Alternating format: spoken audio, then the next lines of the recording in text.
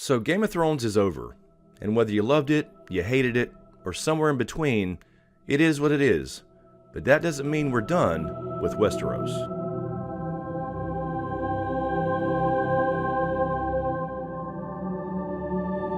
First, I want to thank my newest channel members.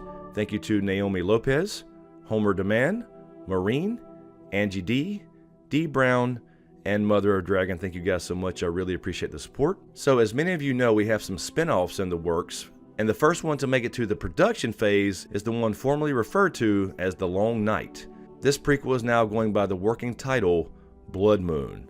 It's an interesting title, as Bloodmoon refers to a type of lunar eclipse where the moon is illuminated by light refracted around the earth, giving it a dark orange to red color. Throughout history, a blood moon has come along with many superstitions and folklore and mystical events, and one of them being the sign of the apocalypse, possibly as in the first long night, whom the children of the forest and the first men of Westeros perhaps saw as a sign of the end of the world. We certainly have seen similar nods to celestial events, such as the Red Comet from both the book series A Song of Ice and Fire, as well as the show adaptation Game of Thrones. Some saw it as a blessing, some a curse, and for others, Red Comet means one thing, boy. Dragons. So what do we know about Bloodmoon so far? According to online articles, it begins production early summer of this year, and some say it is already being filmed in Belfast as we speak, as far as the pilot goes. But no official release date has been confirmed. However, Casey Blogg of HBO did say it would air at least 1 year after Game of Thrones Season 8. But keep in mind, this has not officially been greenlit by HBO, but most think it has a very high probability with the cast and showrunners they have in place so far.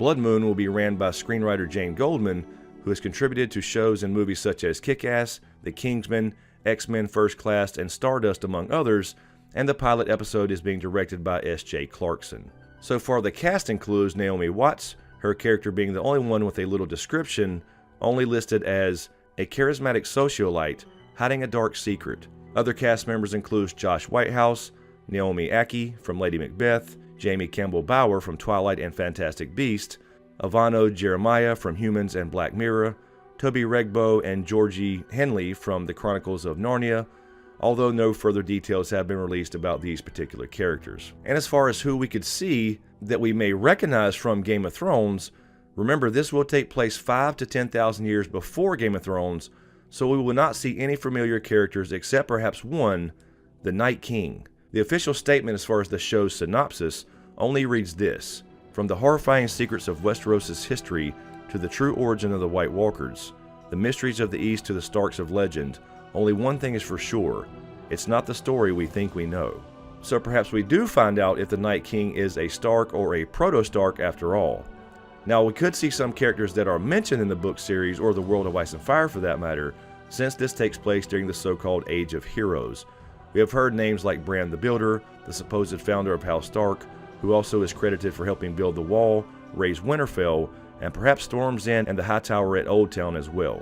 Perhaps we see Land the Clever, the supposed founder of House Lannister, or the Grey King, Garth Greenhand, or Simon Starrise, among others in the World of Ice and Fire.